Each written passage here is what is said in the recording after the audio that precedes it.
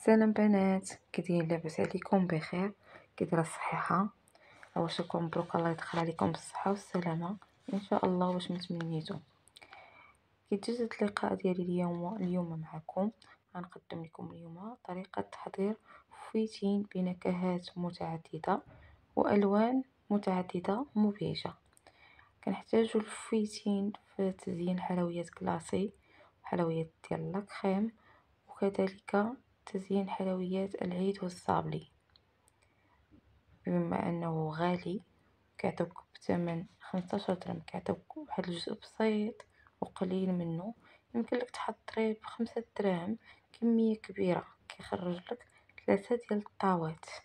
هاد الكميه بالضبط كتخرج لك 3 ديال الطاوات من الفويتين.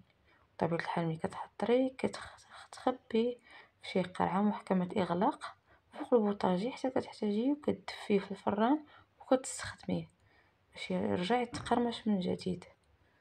أعزائي وعزيزاتي المشاهدين والمشاهدات، كما كتشوفوا معنا كنحتاجو ديال 3 بياض البيض، يعني تقريبا نص كوب ديال بياض البيض، 3 بياض البيض. وكنحتاجو نصف كوب سكر،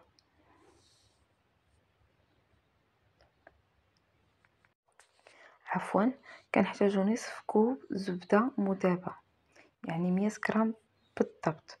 كناخذ 100 غرام وكندوبوها وكنخليها تبرد عاد باش يمكن لينا نستعملوها كما كتشوفوا. وكوب سكر كلاصي العبار كله بكاس العنبه، وكوب فورس بطبيعه الحال يكون مغربل. اعزائي وعزيزاتي المشاهدين والمشاهدات، كنطرب في الهاشوار بياض 3 البيضات كما كتشوفوا، وقرصه ملح وكوب سكر كلاصي.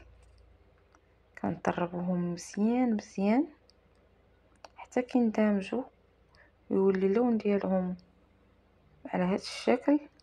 كنضيفوا الان الزبده المذابه اللي بردت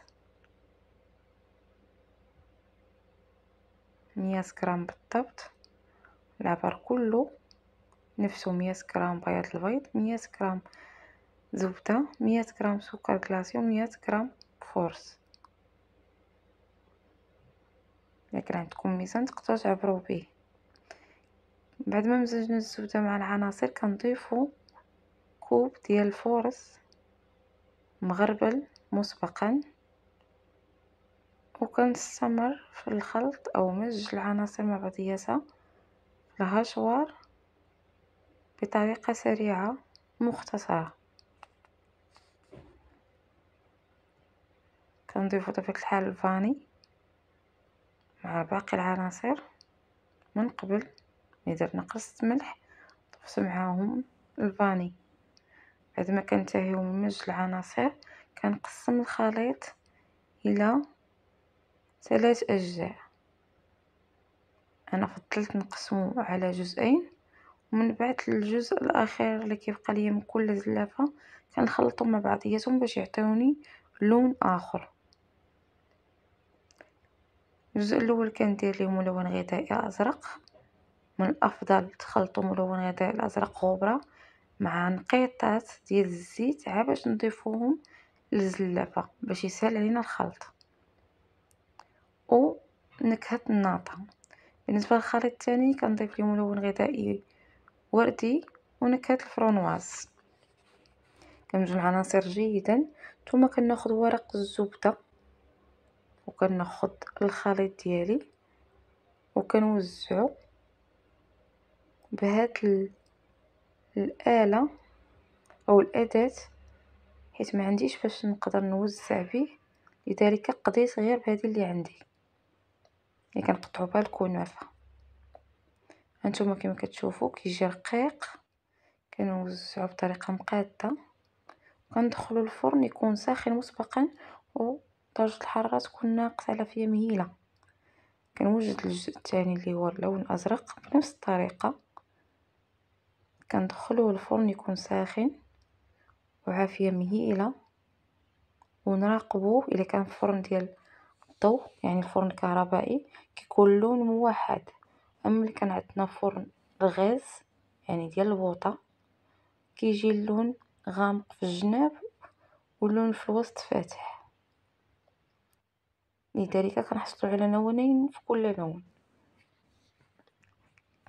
كنخلط الباقي من اللون الغوز واللون الشيبي كيعطيني اللون موف، وكنطيبو حتى هو بنفس الطريقة.